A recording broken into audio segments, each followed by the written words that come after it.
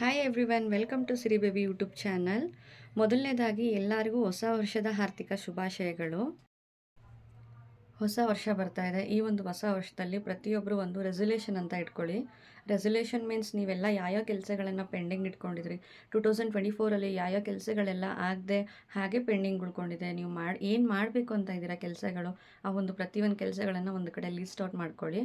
ಹಾಗೆ ಒಂದು personal resolution ಮಾಡ್ಕೊಳ್ಳಿ. ಅಂದರೆ ಗುಡ್ ಫುಡ್ ಹ್ಯಾಬಿಟ್ ಇರ್ಬೋದು, ಡಯಟ್ ಚಾರ್ಟ್ ಇರ್ಬೋದು, ಅಥವಾ ವೆಯ್ಟ್ ಲಾಸ್ ಮೀನ್ಸ್ ಪ್ಲ್ಯಾನಿಂಗ್ ಆಗಿರ್ಬೋದು.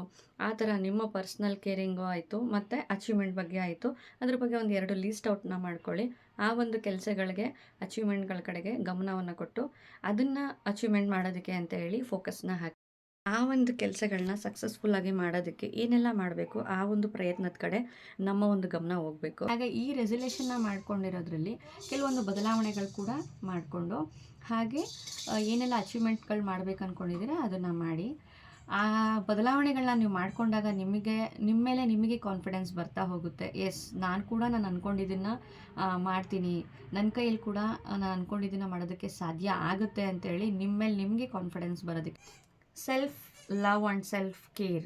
ಯಾಕೆ ಹೇಳ್ತಾ ಇದ್ದೀನಿ ಅಂದರೆ, ಪ್ರತಿಯೊಬ್ಬರು ಕೂಡ ಗಂಡು ಮಕ್ಕಳಾಗಿರ್ಬೋದು, ಹೆಣ್ಮಕ್ಳಾಗಿರ್ಬೋದು, ಅಥವಾ ಸ್ಟೂಡೆಂಟ್ಸ್ ಆಗಿರ್ಬೋದು, ಅವ್ರು ಏನು ಮಾಡ್ತಿದ್ದಾರೆ ಅಂದರೆ ವರ್ಕು, ಮನೆ, ಪ್ರೆಷರು, ಹಾಗೆ ರೆಸ್ಪಾನ್ಸಿಬಿಲಿಟಿ, ಸ್ಟಡೀಸು, ಅಚೀವ್ಮೆಂಟು, ಹೀಗೆ ಪ್ರತಿಯೊಂದು ಕಡೆಯೂ ಅವರು ಅದ್ರ ಕಡೆ ಜಾಸ್ತಿ ಗಮನ ಹಾಕೋದ್ರ ಜೊತೆ ಏನಾಗ್ತಿದೆ ಅಂದರೆ ಅವರ ಒಂದು ಪರ್ಸ್ನಲ್ ಲೈಫ್ ಬಗ್ಗೆ ಅವ್ರು ಯಾವುದೇ ಥರ ಕೇರ್ ಮಾಡ್ತಾ ಇಲ್ಲ.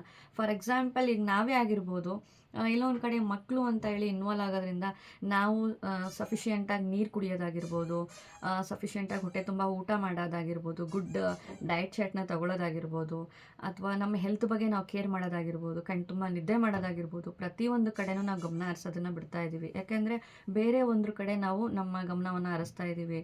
ಅಚೀವ್ಮೆಂಟು, ಸಕ್ಸಸ್ಸು, ಅದ್ರ ಕಡೆ ಹರಿಸೋದ್ರಿಂದ ಎಲ್ಲ ಒಂದು ಕಡೆ ಇದೆಲ್ಲ ಮಾಯ ಆಗ್ತಾ ಇದೆ. Health is wealth. ಈಗ ಹೆಂಗಾಗ್ಬಿಟ್ಟಿದೆ ಅಂತಂದರೆ ಆರೋಗ್ಯನೇ ವೆರಿ ಇಂಪಾರ್ಟೆಂಟ್ ಅನ್ನಂಗೆ ಆಗೋಗ್ಬಿಟ್ಟಿದೆ. ಸೊ ಹಾಗಾಗಿ ಎಲ್ಲರೂ ಒಂದಲ್ಲ ಒಂದು ವಿಷಯದ ಕಡೆ ಗಮನ ಹರಿಸೋದ್ರ ಜೊತೆಗೆ ಅವ್ರ ಆರೋಗ್ಯದ ಕಡೆ ಗಮನನೇ ಹರಿಸ್ತಾ ಇಲ್ಲ.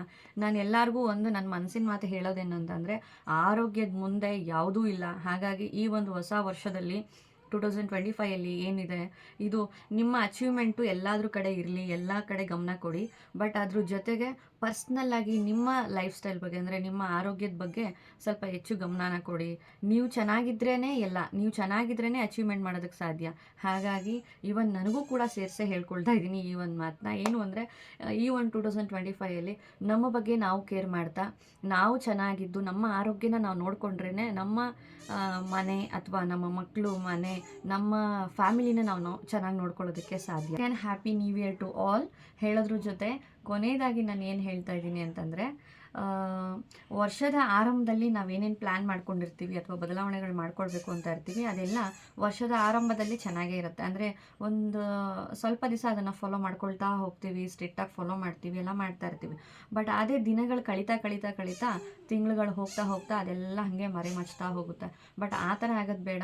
ಪ್ರತಿಯೊಬ್ಬರು ಕೂಡ ಏನು ಒಂದು ಬದಲಾವಣೆ ಮಾಡ್ಕೋಬೇಕು ಅಂತ ಇದ್ದೀರಾ, ಅದು ನಮ್ಮ ಕೈಯಲ್ಲಿ ಆಗುತ್ತೆ ಅನ್ನಂಗಿದ್ರೆ ಅದನ್ನು ನಾವು ಮಾಡೋಣ. ಆ ಒಂದು ಚಿಕ್ಕ ಬದಲಾವಣೆಗಳನ್ನು, ಅಚೀವ್ಮೆಂಟ್ಗಳನ್ನು ನಾವು ಮಾಡ್ಕೊಳ್ತಾ ಮುಂದೆ ಸಾಗಬೇಕು.